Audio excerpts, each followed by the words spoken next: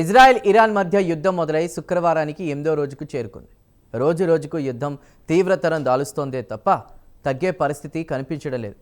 Israel ప్రధానమంత్రి నుంచి America president వరకు తమ అంతిమ లక్ష్యం Iran supreme leader Ayatollah Ali ఖమేనీని చంపడమే అని తేల్చి చెప్తున్నారు. అయితే దీనికి ఖమేనీ కూడా గట్టిగానే కౌంటర్ ఇస్తున్నాడు. గతంలో జరిగిన ఓ సంఘటన గురించి ఉదాహరణగా చెప్తున్నాడు. ఇజ్రాయెల్కు చెందిన సీక్రెట్ సర్వీస్ మొసాద్ ఇరాక్లో సద్దాం హుసేన్ను చంపడానికి వెళ్ళి తిరిగి శవపేటికలో వచ్చిన ఎపిసోడ్ గురించి ఖమేనీ నెతన్యాహుకు గుర్తు చేశారు. మరి సద్దాంను చంపడానికి వెళ్ళిన మొసాద్ మిషన్ ఎందుకు విఫలమైంది? ప్రత్యేక కథనంలో మరింత సమాచారాన్ని తెలుసుకుందాం.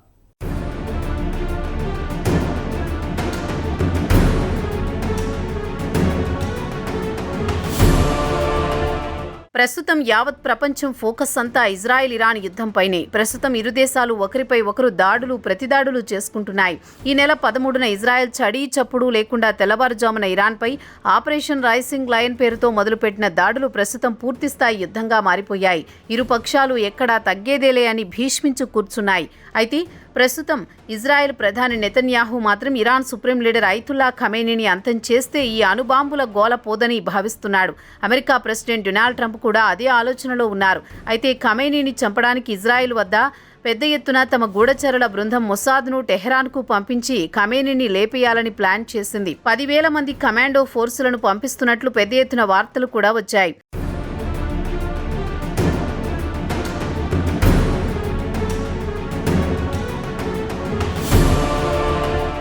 ఈ నెల 13న జరిగిన వైమానిక దాడుల్లో ఇరాన్కు చెందిన అత్యున్నత స్థాయి మిలిటరీ అధికారులతో పాటు న్యూక్లియర్ సైంటిస్టులు కూడా లేపేసింది ఇజ్రాయెల్. దీంతో ఇరాన్ సుప్రీం లీడర్ ఖమేనీ ఇజ్రాయెల్కు గట్టి వార్నింగ్ ఇచ్చాడు.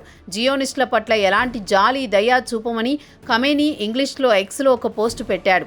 దీనికి ఖమేనీతో పాటు ఇరాన్కు చెందిన సీనియర్ మిలిటరీ అధికారులు ఇరాక్లో ఇజ్రాయెల్కు చెందిన మొసాద్కు జరిగిన పాత అనుభవాలను మరిచిపోయినట్టు ఉందని గుర్తు చేశారు. ఇక ఫ్లాష్ బ్యాక్లోకి వెళితే 1990లో ఇజ్రాయెల్ కు చెందిన మొసాద్ కమాండోలు ఇరాక్లో సద్దాం హుసేన్ చంపుదామని వెళ్లి ఆపరేషన్ విఫలం కావడంతో శవపేటికలో తిరిగి టెల్-అవీవ్కు రావాల్సి వచ్చిందని ఆనాటి ఘటనను గుర్తు చేశారు. ఇజ్రాయెల్తో పాటు అమెరికా 2 ఇరాన్ సుప్రీం లీడర్ను చంపేస్తామంటూ హెచ్చరికలు చేస్తోన్న క్రమంలో సద్దాం హుసేన్ చేతిలో ఇజ్రాయెల్ కమాండోలు చావు దెబ్బతిన్న విషయాన్ని ఇరాన్ గుర్తు చేస్తోంది.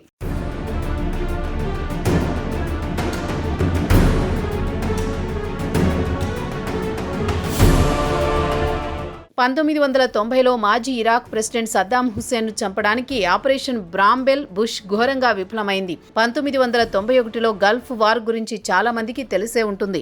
అమెరికా అనవసరంగా ఇరాక్పై యుద్ధం చేసి చివరకు సద్దాంకు ఉరిశిక్ష విధించి చంపే వరకు నిద్రపోలేదు. గల్ఫ్ వార్ సమయంలో సద్దాంతో ముప్పు తప్పదని భావించిన ఇజ్రాయెల్ ఆయనను చంపడానికి కమాండోలను పంపించింది. అయితే గల్ఫ్ వార్లో ఇజ్రాయెల్ ప్రత్యక్షంగా యుద్ధంలో పాల్గొనలేదు. అమెరికాకు ఇజ్రాయెల్ సన్నిహిత మిత్రదేశం కాబట్టి అమెరికా అండగా ఉంటోంది. అయితే ఇరాన్ ఇజ్రాయెల్పై స్కడ్ మిసైల్స్తో దాడులు చేసింది. అయితే పలు ఇంటెలిజెన్స్ ఏజెన్సీల సమాచారం ప్రకారం సద్దాం హుస్సేన్ అత్యంత ప్రమాదకరమైన ఆయుధాలను తయారు చేస్తున్నాడని, దీంతో తమకు కూడా సద్దాంతో ప్రమాదం పొంచి ఉంటుందని ఇజ్రాయెల్ భావించింది. దీంతో ఇజ్రాయెల్ ఒక కమాండో ఫోర్సును బాగ్దాద్కు పంపించి సద్దాంను లేపేయడానికి అతిపెద్ద ప్లాన్ చేసింది. ఒకవేళ సద్దాం హుస్సేన్ బహిరంగ ప్రదేశానికి వచ్చి ప్రజలతో కలిసినప్పుడు లేపేయాలనేది ఇజ్రాయెల్ అసలు ప్లాన్.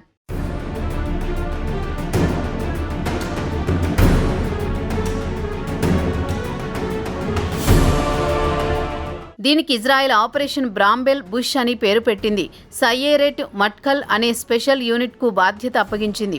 ఇక సద్దాం హుస్సేన్ను చంపడానికి పక్కాగా ప్లాన్ చేసింది. ఎదురుచూసిన గడియ రానే వచ్చింది. సద్దాం హుస్సేన్ తన స్వస్థలంలో ఒకరి అంత్యక్రియలకు హాజరవుతున్నాడన్న విషయం తెలుసుకుని ఇజ్రాయెల్కు చెందిన మొసాద్ ఒక ప్లాన్ ప్రకారం కమాండోలు అరబ్బుల మాదిరిగా వేషధారణ వేసుకుని స్థానికుల్లో కలిసిపోవడం, సద్దాం అంతిమ సంస్కరణలు ముగించుకొని తిరుగు ప్రయాణంలో సద్దాంను చంపాలన్నది అసలు ప్లాన్.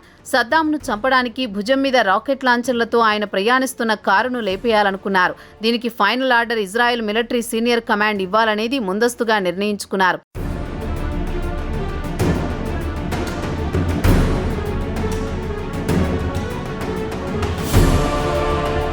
అయితే ఆపరేషన్కు ముందు మొసాద్ కమాండోలు ముందస్తుగా రిహార్సల్ చేయాలనుకున్నారు.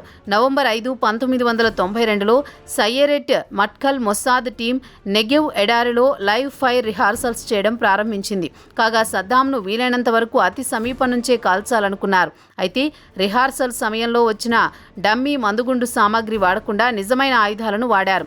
ముందస్తు జాగ్రత్తలు తీసుకున్నాం కదా, ఎలాంటి ప్రమాదం ఉండదని కమాండోలు భావించారు. తీరా ఆయుధాలను పరీక్షించేటప్పుడు అనుకోని విషాదం చోటు చేసుకుంది.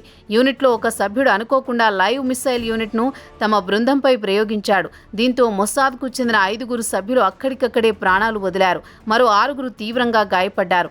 దీంతో సద్దాం హుస్సేన్ను చంపే ప్లాన్ రద్దు చేసుకుని హుటాహుటిన ఇజ్రాయెల్ తిరుగుబాటు పట్టారు.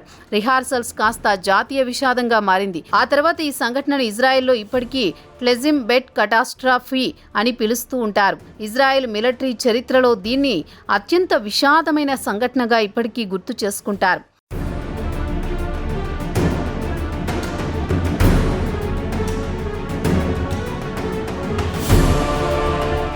ఇక అంతర్గత విచారణలో తేలిందేమంటే పక్కా ప్లానింగ్తో పాటు కమ్యూనికేషన్ రిస్క్ మేనేజ్మెంట్లో లోపాలున్నాయని తేలింది. ప్రమాదం జరిగిన 2వ రోజు తర్వాత ఆపరేషన్ బ్రాంబుల్ బుష్ అధికారికంగా రద్దు చేసింది. ఇరాన్ మిలిటరీ చనిపోయిన కమాండోల విషయం కొన్ని సంవత్సరాల పాటు రహస్యంగా ఉంచింది. ఇక ఇజ్రాయెల్ మిలిటరీ చరిత్రలో ఇది చీకటి అధ్యాయంగా ముగిసింది.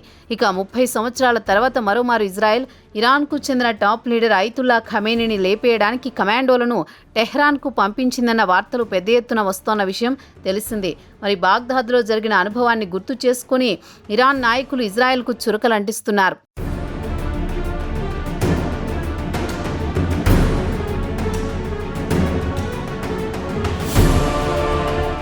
ఇదిలా ఉండగా 8వ రోజు శుక్రవారం ఇరాన్ మరోమారు మిసైల్స్తో దక్షిణ ఇజ్రాయెల్పై భారీ ఎత్తున దాడులు చేసింది. ఇదిలా ఉండగా ఇరానియన్ విదేశాంగ మంత్రి అబ్బాస్ అర్గాచి జెనీవాలో యూరోపియన్ నాయకులు, ఫ్రాన్స్, జర్మనీ, బ్రిటన్కు చెందిన నాయకులతో భేటీ అయ్యారు. ఇరాన్ న్యూక్లియర్ ప్రోగ్రాం గురించి వివరించడంతో పాటు ఇజ్రాయెల్ నుంచి దాడులు నిలువరించాలని కోరనున్నారు.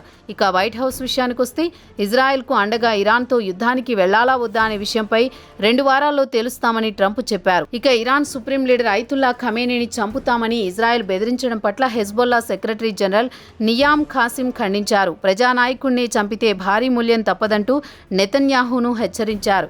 ఇక ఇరాన్లో మొసాద్ ప్లాన్ సక్సెస్ అవుతుందా లేదో కాలమే చెప్పాలి.